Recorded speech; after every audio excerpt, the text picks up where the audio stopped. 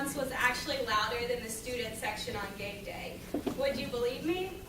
And what if I told you that more people were sitting in this room than actually came to our last game against Wabash?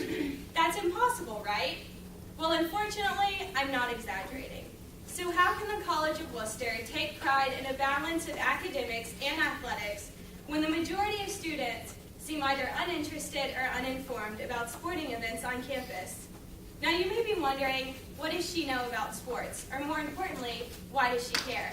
Well, I may not be a defensive lineman. I know that's kind of surprising, but I have been cheering for the Worcester Scots for 3 semesters, and I have thus witnessed the lack of supports and empty bleachers that characterize nearly every game.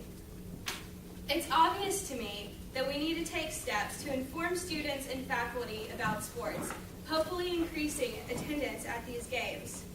I will first talk about how games are affected by the lack of student support. I will then tell you what you can do to help solve this serious problem. So what is the problem? Well, uninterested and uninformed staff and students characterize the fan section of our student body. And how do we know? Well, if you go sit in the stands at nearly any sporting event, you'll probably see why. Players perform worse in the presence of an unenthusiastic crowd.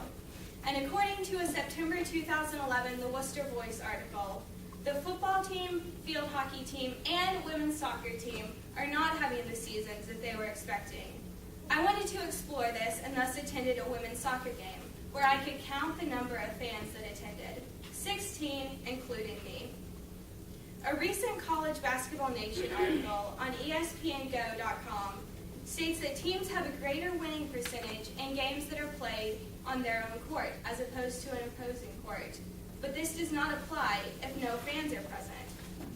According to the Perverse Effects of Social Support, an article by Eric Leifer, a lack of social support can create performance inequalities, thus making athletes less confident when performing. The lack of support from the College of Worcester community does not stop affecting players once they step off the field.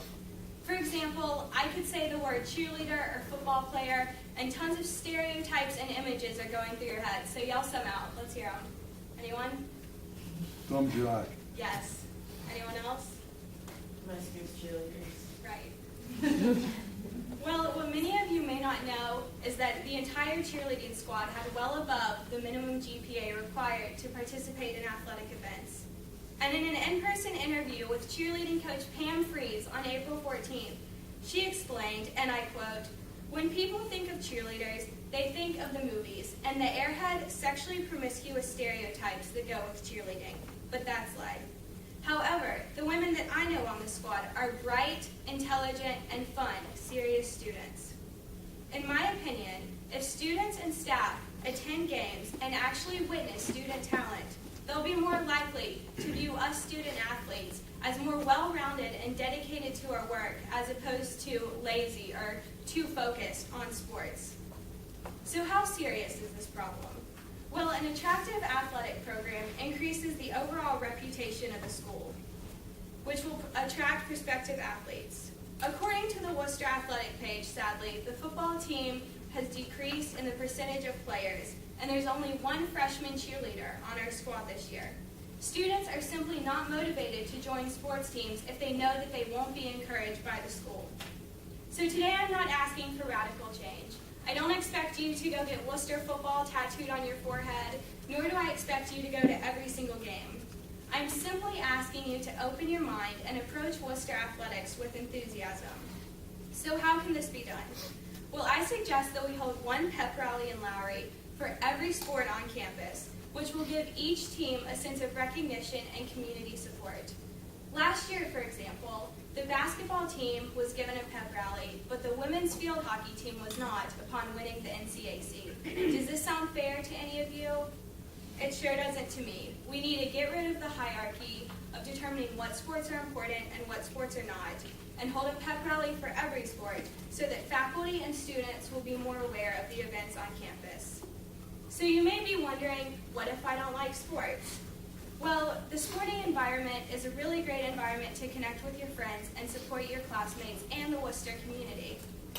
You may also be saying, it's way too cold to go sit at athletic events. Well, the sports-themed Snuggie was designed for a reason. You might also be saying, I don't have time to go to a football game. Well, if you're studying on a Saturday, chances are you need a break anyways, so why not head down to the Worcester Football Stadium where you'll be with great friends, good food, and a really positive environment. I have discussed the effects of a lack of fan support, both on and off the field at the College of Worcester, but I feel as if that's not enough. Therefore, I challenge you to attend at least one home football game this season. The next one is this Saturday at 7:30 versus Ohio Wesleyan. So put on your black and gold, bring your beaded necklaces, and be proud to call yourself a Fighting Scot. Because in the words of Robert Scholler, winning starts with beginning.